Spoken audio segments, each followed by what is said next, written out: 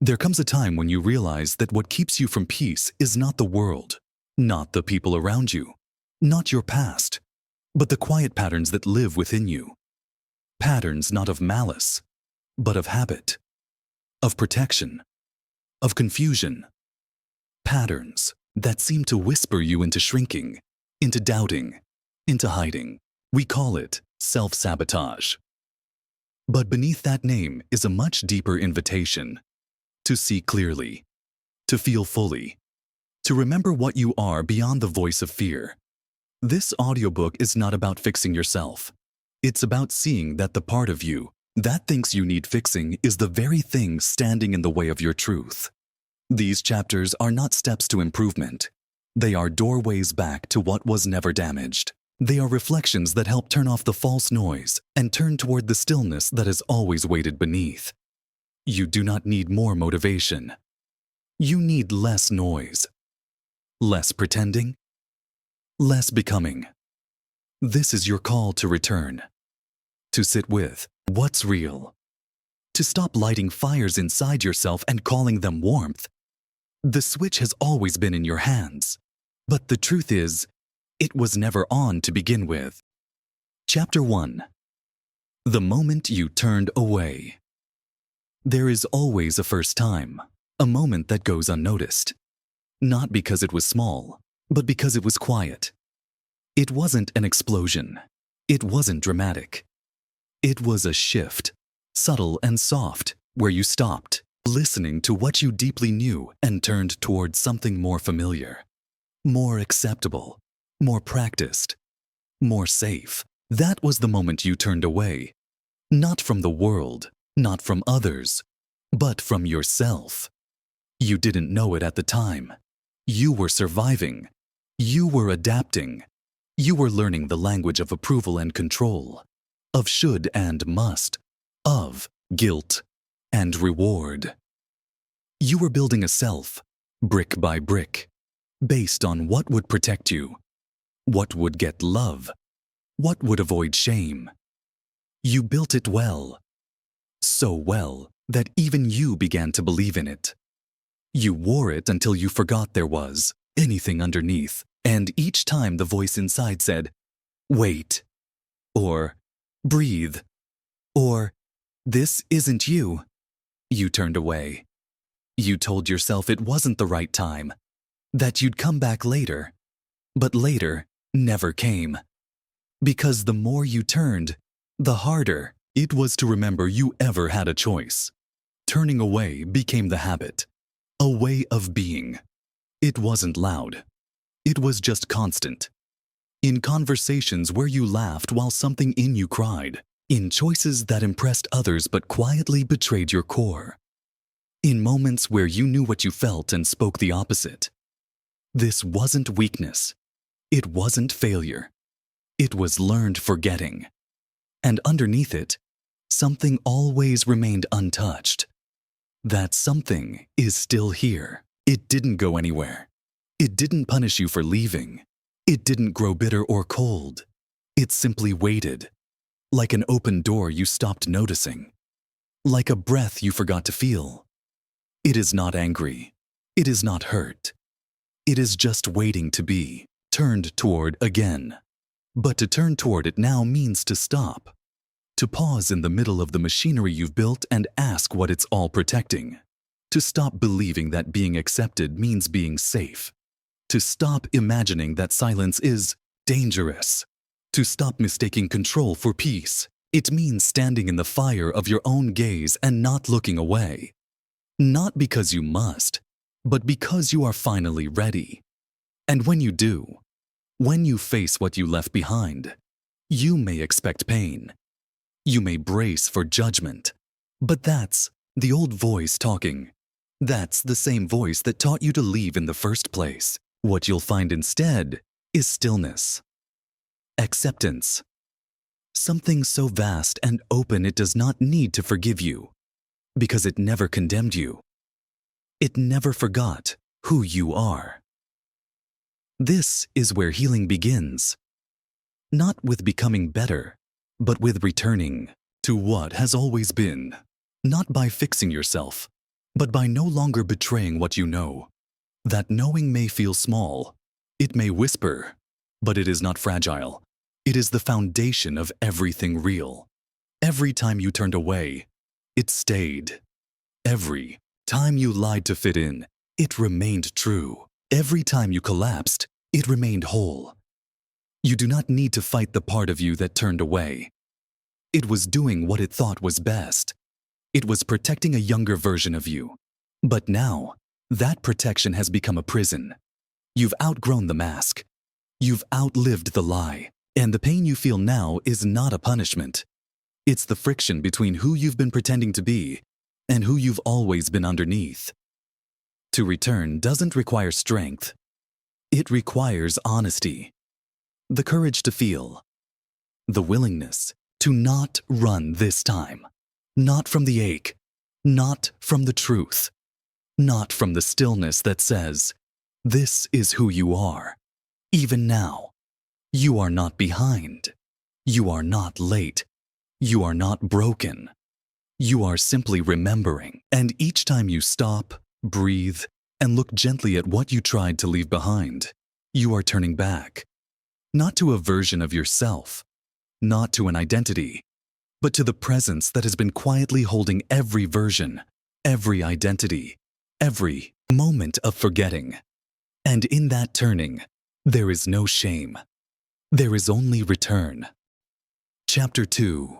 The Hidden Voice in the Mirror. You look into the mirror and see a face you've memorized.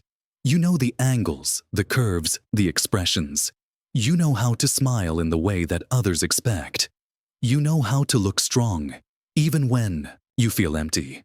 But behind the familiar reflection, there is another voice. A quieter one. A voice you stopped hearing long ago. It speaks without moving lips. It speaks in silence. And it tells the truth you've been avoiding. This voice is not cruel, though it has been buried under cruelty. It is not critical, though it has watched you criticize yourself endlessly. It is not lost, though it has sat in the back seat while your mind drove in circles.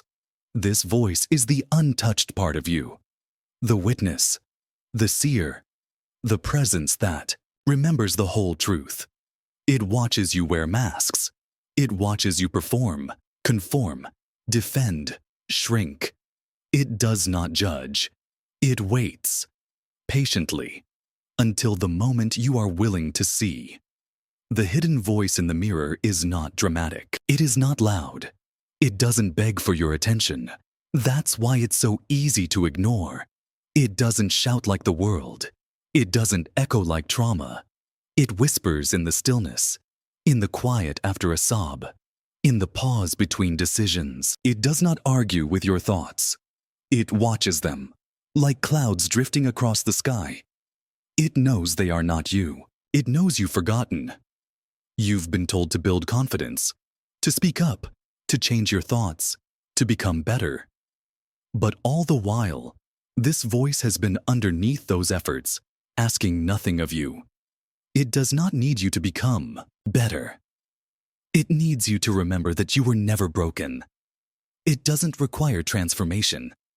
It waits for recognition. You may have spent years trying to change your self-image, trying to build a version of yourself that feels worthy, safe, lovable. But that effort has kept you circling, kept you polishing a mask instead of seeing through it. And now you are tired. Not because you are weak, but because you are finally ready to stop pretending. That exhaustion is sacred. It is the signal that the hidden voice is close. When you finally pause long enough to look into your eyes, not the surface but beyond, it speaks, not in words, but in knowing. It reminds you of moments before you learned to doubt, before you learned to win approval, before you learned to leave yourself for the sake of being loved. That voice was never corrupted. It watched you forget, but it never forgot. The mirror does not lie, but your interpretation does. You look and see flaws, failures, fears. But the hidden voice sees through all of that. It sees the light beneath the performance. It sees the truth under the shame. It sees the space where you no longer need to prove yourself. You are not the reflection. You are the presence looking through the reflection. Let that presence be felt now, not by force, just by stillness. Don't try to become more honest. Just stop lying. Don't try to be more spiritual. Just stop pretending. Don't try to silence the noise. Just stop turning away from the silence that's already here. The hidden voice in the mirror does not want to be admired. It wants to be met. It wants your honesty. It wants you to stop comparing and finally connect. It doesn't ask for perfection. It asks for presence. And when you offer that, when you meet your own gaze without agenda, you return. Return to the breath that's been holding you. Return to the gaze that never condemned. Return to the part of you that was never waiting to be fixed, only remembered. This is not about changing how you see yourself.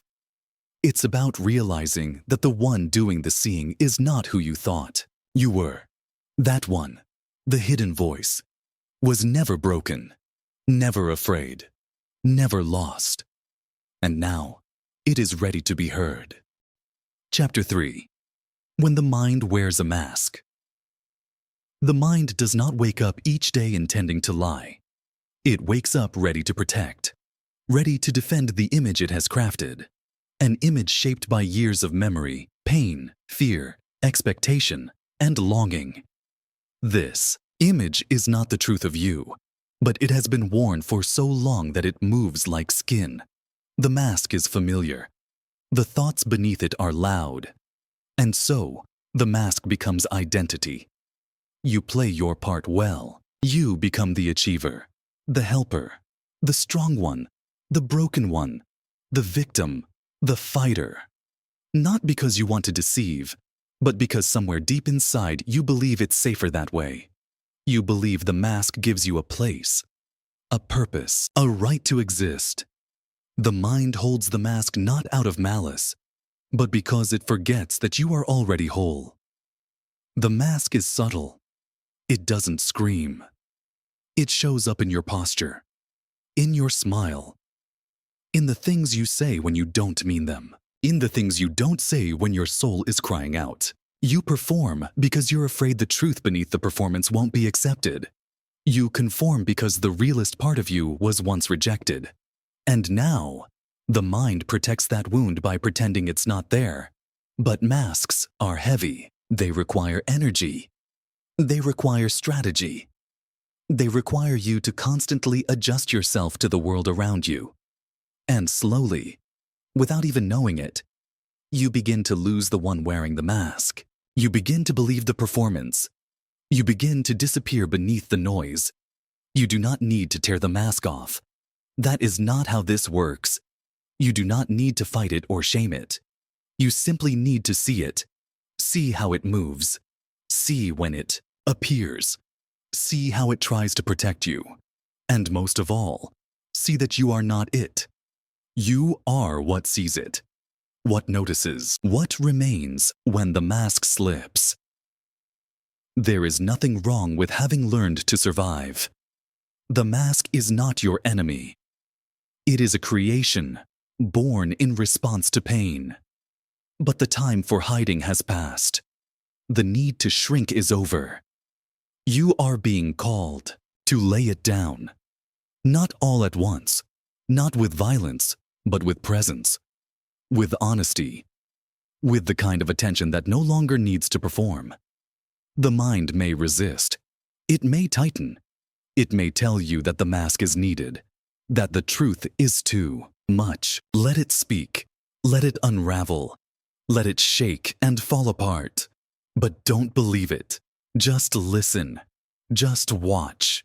And keep returning to the space behind the mask, the one that has never changed. That space is not concerned with being accepted. It is not afraid of being seen. It does not dress itself up or ask to be fixed. It is simply there, open, bare, real. And when you feel it, even for a moment, You will remember who you are beneath all this effort. You will remember that nothing needs to be added to be enough. You will remember that masks only hide the truth. They cannot erase it. Let yourself rest from the performance. Let yourself breathe without adjusting. Let yourself be still without curating your presence. There is no mask here. There is no story here. There is only now. And now is enough. You are not the mask. You are not the mind's defense.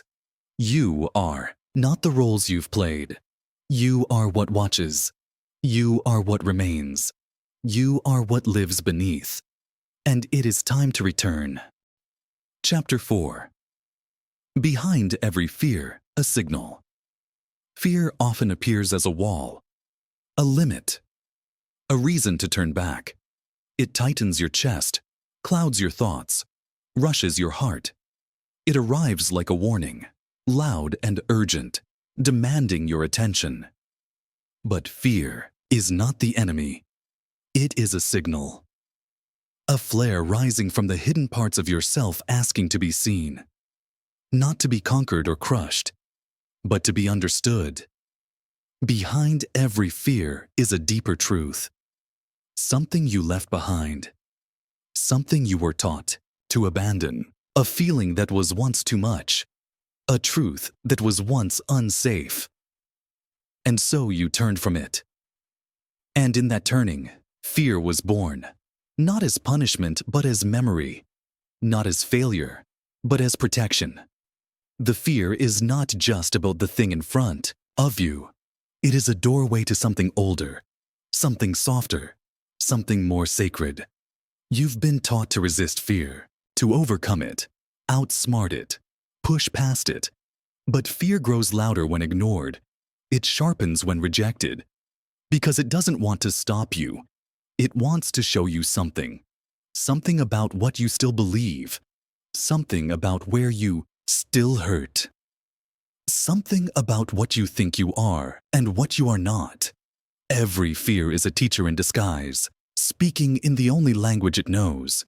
You fear being seen not because visibility is dangerous, but because you once learned it wasn't safe to be known. You fear failure, not because you lack ability, but because your worth was once tied to achievement. You fear love, not because you don't long for it, but because you remember the pain of it being withdrawn. These fears are not flaws. They are echoes. And in each echo is a message. Come home. Come home to the part of you that still waits to be held. Come home to the version of you that still hides under shame. Come home to the child that once cried and wasn't answered. Not with logic. Not with solutions. Just with presence. Just with the quiet truth. I see you. I am here. You are safe now. When fear arises, pause. Not to escape it. Not to fix it. Just to listen. Just to feel. Let it rise like smoke. Let it move without being stopped. Let it speak without being corrected. Beneath its surface is a signal, a whisper from the forgotten place within you. It does not want to paralyze you. It wants you to remember, to soften, to slow down enough to meet yourself again. This meeting is not comfortable. It is not tidy. But it is honest. It is real. And it is the beginning of wholeness. Not because fear disappears, but because it no longer defines you. You are not the fear. You are the awareness in which fear moves. You are the space that can hold it without collapsing. You are the truth that doesn't tremble. There will always be fear, just as there will always be breath.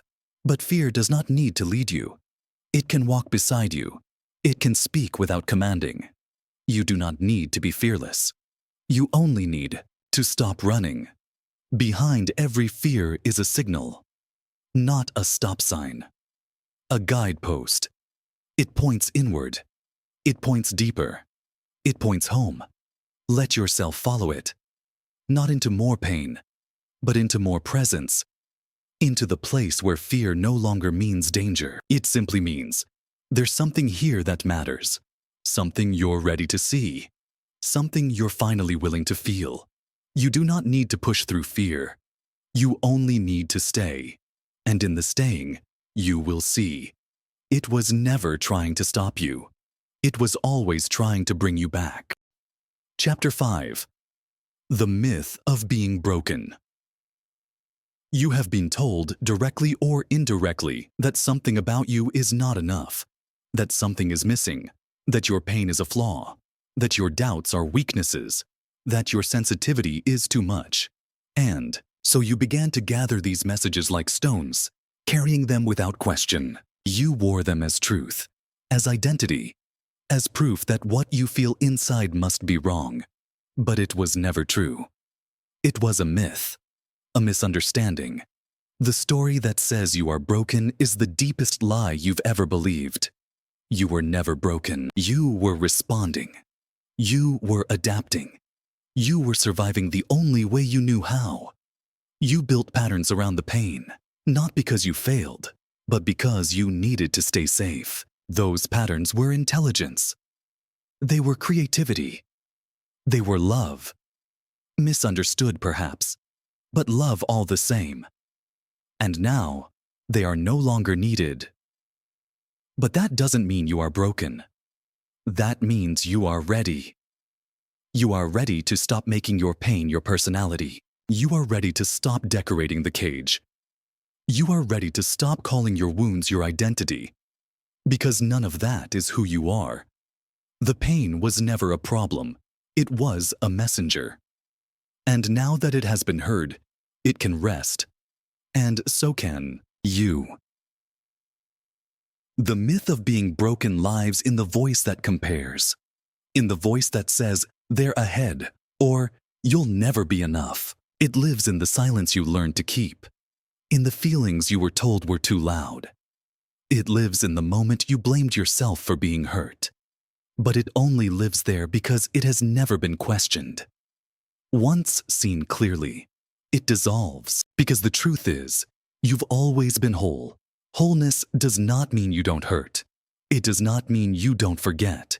It means your essence is untouched by the forgetting. It means that beneath every mistake is a self that cannot be ruined.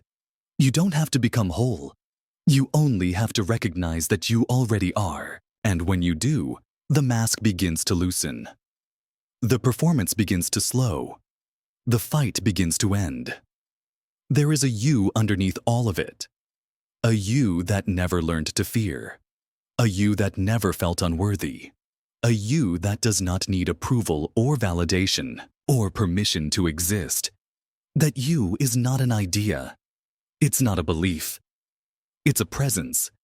A stillness, a quiet truth that keeps breathing even when you've forgotten how to listen. This chapter is not about convincing you that you're enough. It's about helping you remember that you never weren't. The myth of being broken has never belonged to you. It was handed to you by others who carried their own pain. It was reinforced by systems and stories and experiences you didn't choose. But now, you do have a choice. You can lay it down. Not with force, with truth. You don't need to fix your past. You don't need to become someone new. You only need to stop feeding the myth. Stop repeating the old lines. Stop trying to earn what is already yours. Wholeness, presence, peace. Not as achievements, as your nature. There may still be sadness. There may still be doubt. That's okay. Healing is not about removing all traces of pain. It's about no longer identifying with it. It's about holding it with compassion instead of shame. It's about seeing that pain can exist inside of you without becoming you. You are not a project. You are not a problem to solve. You are not a mistake to correct. You are the awareness that holds every part of your story without needing to be defined by any of it. This is your turning point. Not the moment you became better. The moment you stopped believing you were broken. The moment you stopped arguing with your own existence. The moment you looked in the mirror and saw not flaws, not failures, not something to fix, but someone who has always been whole, even in the forgetting. Chapter 6. You are not what you resist. There is a quiet war that plays out inside you each day, a subtle pushing against feelings, thoughts, memories, desires. You label them unwanted, uncomfortable, wrong. You build walls inside your own heart to keep them out. You try to silence them with distractions, rewrite them with affirmations, overpower them with control, and still, they return. Because what you resist does not disappear. It waits. It waits in the pause between moments. It waits in the silence of the night. It waits in the tension behind your smile. You resist the sadness, so it lingers in the background. You resist the anger, so it simmers beneath every word. You resist the confusion, so it shows up in your indecision. Resistance becomes a habit, a reflex. You don't even notice it anymore. But the body knows. The breath tightens. The mind loops. And the heart grows tired. You've been told that positivity will save you. That strength means silence. That control brings peace. But these ideas are built on resistance, on the idea that some part of you must be defeated, suppressed, denied. And so, your energy goes not toward healing, but toward holding the door shut against yourself. But you are not what you resist. You are not the fear. You are not the sadness. You are not the pain. You are the space in which they rise. You are the one who sees them, the one who feels them, the one who can hold them without becoming them. This does not mean you like them. It does not mean you indulge them. It means you no longer fight your own experience. To stop resisting is not to give in. It is to open. It is to soften. It is to let what is be what it is, without labeling it wrong, without pushing it away, without building another story on top of it. The moment you stop resisting, the thing you feared begins to change. Not because you forced it, but because it was finally allowed to move. Everything you've ever run from is trying to return home. Every feeling you've locked away is knocking on your awareness not to punish you, but to be seen, to be accepted, to be integrated. When you stop pushing, you can finally listen. And in listening, you remember, this too belongs. Let it belong. Let the ache be part of the song. Let the longing be part of the beauty. Let the confusion be part of the path. You are not here to be pure light. You are here to hold the full spectrum, to stand in the center of your being and say yes, even to this, even to the feeling that once made you hide, even to the thought that once made you flinch. You are not the one in battle. You are the ground on which the battle plays out. And when you stop choosing sides, when you stop needing one feeling to win over another, the war ends. Not with defeat, with peace. This is not surrender to chaos. It is surrender to truth. The truth that every part of you has something to say. The truth that nothing inside you is wrong. The truth that you do not need to be at war to be whole. You can lay down the weapons. You can stop guarding the gates. You can feel the thing you swore you'd never feel and realize it doesn't destroy you. It liberates you. Let the resistance melt. Not by force, just by seeing it. Just by saying, I don't need to fight this anymore. And in that soft opening, something shifts. Something returns. Something breathes. You are not what you resist. You are the one who allows. The one who opens. The one who remembers that everything inside you is already a part of the whole. Nothing left out. Nothing rejected. Nothing wrong. Just this. Just now. Just you. Completely allowed to be. Chapter 7. Letting the shadow breathe. There are parts of you you've learned to keep hidden. Reactions you suppress. Memories you avoid. Feelings you judge. These parts live in the shadow. Not because they are evil or dangerous, but because, somewhere along the way, you were taught they were unacceptable. You learned to exile your anger, your jealousy, your desire, your grief. You learned to tuck them away in silence. And over time, you believed that silence meant healing. But silence is not healing when it's born of shame. It is hiding. It is fear in disguise. It is the illusion that if no one sees it, it cannot hurt you. But the truth is, what you do not allow will not disappear. It will grow in the dark. It will twist in the corners of your mind. It will wear new faces in your relationships. It will speak in your dreams. It will rise when your guard is down, because it was never meant to be buried. It was meant to be seen. The shadow is not the enemy. It is the part of you that holds all the things you were told not to feel. It carries the full emotional truth of your life, the rage, the fear, the guilt, the hunger for love that once went unmet. It carries your stories of rejection, of betrayal, of silence, and underneath all that heaviness, it carries your aliveness. To let the shadow breathe is not to indulge it. It is not to lose yourself in it. It is to give it space. To stop calling it wrong. To stop believing that healing means perfection. Letting the shadow breathe means recognizing that your darkness holds wisdom, that your pain holds power, that the part of you that lashes out or breaks down is asking not to be fixed, but to be felt. You do not have to confess your shadow to the world. You do not have to explain it. You only have to stop hiding it from yourself. Let it rise. Let it speak. Let it show you where you still hurt, where you still believe you are unlovable, where you still think you must earn your place. The shadow does not need your fear. It needs your honesty. It needs your presence. It needs you to sit with it the way no one sat with you when you were hurting. It needs to know it can exist without being rejected. And when you offer that, when you look directly at what you were taught to fear, it begins to soften. It begins to release. It begins to trust you. This is not easy work. It is not comfortable, but it is sacred. It is where the false self begins to fall away.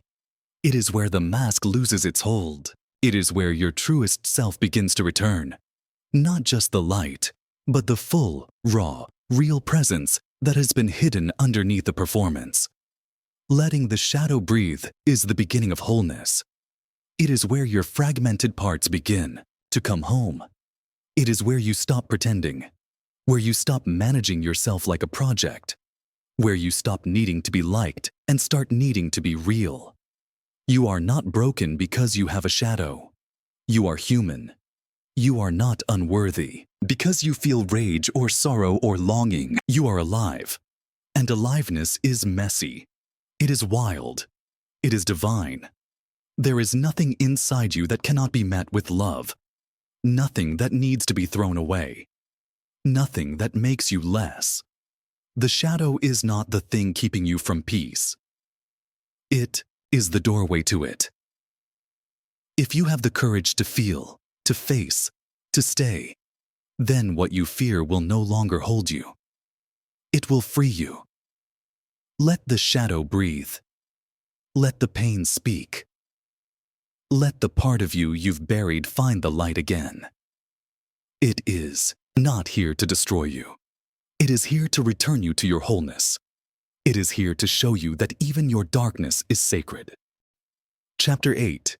The freedom that needs no fix. You've spent so much of your life chasing versions of yourself. The better version. The healed one. The wiser one. You believed that once you found the right mindset, the right ritual, the right routine, you'd finally be enough. You thought that if you could just fix the parts of you that hurt, you'd finally be free. But freedom does not come when everything is fixed. It comes when you realize you were never broken. The world around you thrives on your belief in lack. It sells you solutions to problems you didn't create, narratives that keep you reaching, improving, striving. But freedom is not another step in the self-help journey. It is the moment you stop, The moment you sit in the quiet and realize there is nothing more to become. This isn't passivity. It's clarity. It's the deep exhale that comes when you stop negotiating with your worth. It's the truth that doesn't shout but settles into your bones. Who you are right now is already enough. Not because you've earned it. Not because you've reached some peak of enlightenment, but because the part of you that is watching, feeling, being, that part has never needed fixing. The search for healing can become another form of self-rejection, another way to delay your life, another mask painted in the colors of growth. But growth doesn't mean becoming someone else. It means shedding what you're not, letting the noise fall, letting the striving go, letting the idea that peace is somewhere out there dissolve. You may still have pain. You may still feel lost sometimes. You may still fall into old stories. That doesn't make you unfree. That makes you human. Freedom is not the end of all struggle. It is the end of your war with yourself. It is waking up and allowing everything to be as it is, without pulling away, without clinging, without trying to make the moment more than what it already is. When you stop trying to fix yourself, you begin to feel yourself. Truly, fully, without filter, and in that raw honesty, there is space. There is room to breathe. There is light that enters the cracks you stopped trying to seal. You are not a task to complete. You are not a list of traits to improve. You are not a flawed creation trying to become divine. You are the divine, already here, learning to see itself again through the fog of forgetting. The freedom that needs no fix is the most radical thing you will ever allow, because it means giving up the identity of someone who is always getting there. It means letting go of the endless climb. It means standing still in the truth of who you are and finally saying, "This is enough. I am enough." You don't need to wait for tomorrow to rest. You don't need to earn stillness. You don't need to unlock some secret code to be worthy of peace. It is already within you, surrounding you, holding you. Even now, even as you read this, even in your doubt, this is not the beginning of another path. This is the end of the illusion that you needed one. This is the door that was never locked, the sky that was never closed, the breath that never stopped. The only thing that ever stood between you and freedom was the belief that you had to do something to get there. But now you know. Now you remember. Freedom is not a result. It is your nature. And when you stop trying to fix what was never broken, you finally feel what was always true. You are already here. You are already whole. You are already free. Chapter 9. Self-love without a self. You've been told to love yourself, that if you could just believe in your worth, everything would change. You've repeated affirmations in mirrors. You've tried to silence the inner critic. You've chased, healing through routines, rituals, and reminders. But something always felt just out of reach because the love you were trying to create was still tied to an idea of who you thought you had to be. Self-love, as it's often taught, becomes another form of performance. Another strategy, another goal. You try to love your body, your mind, your story, but only the parts you deem acceptable, only the parts that others might celebrate. And when the old fears return, when the sadness creeps back in, when the flaws are visible again, the love disappears because it was never rooted in truth. It was rooted in condition. But there is a deeper love, a quieter love, a love that asks for nothing in return.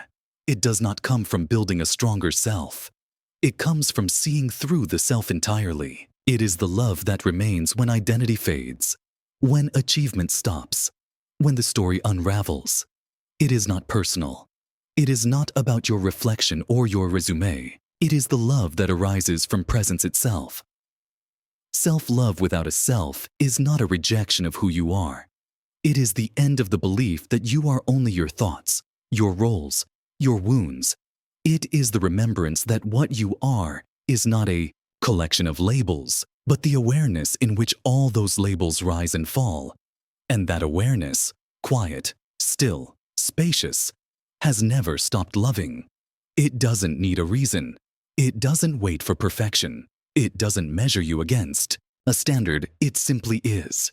This love cannot be forced. It is not found in trying harder.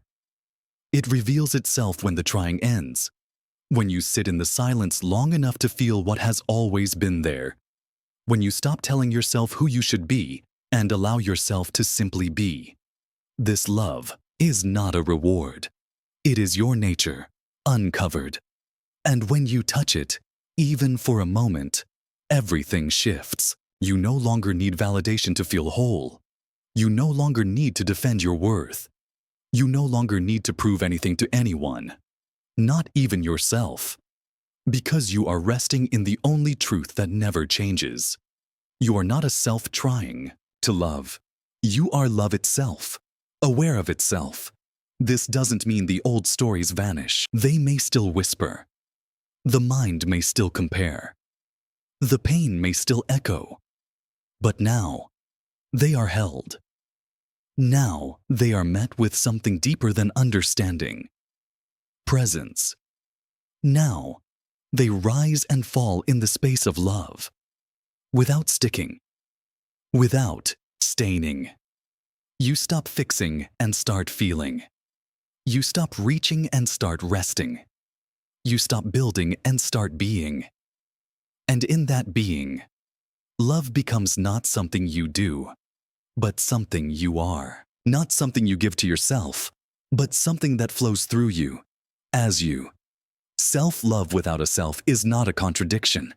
It is a return to the source before stories, before names, before the first wound. A return to the quiet place inside you that has always known the truth, even when you forgot. You don't need to become worthy of this love. You need only stop pretending you are separate from it. Sit. Breathe. Let the idea of yourself fade for a moment. And notice what remains. It is not empty. It is not broken. It is love. Always love. Chapter 10. The switch was never on. You've been searching for the off switch your whole life. The switch to stop the self-doubt, the fear, the inner critic. You imagined it hidden somewhere in your mind, buried beneath all your thoughts, waiting for you to discover the right tool, the right insight, the right moment of awakening to flip it. You believed the voice inside you, the one that whispers you're not enough, not ready, not lovable, was powered by some ancient, unreachable control. You believed it was real. You believed it was you, but it never was. There is no switch. There never was.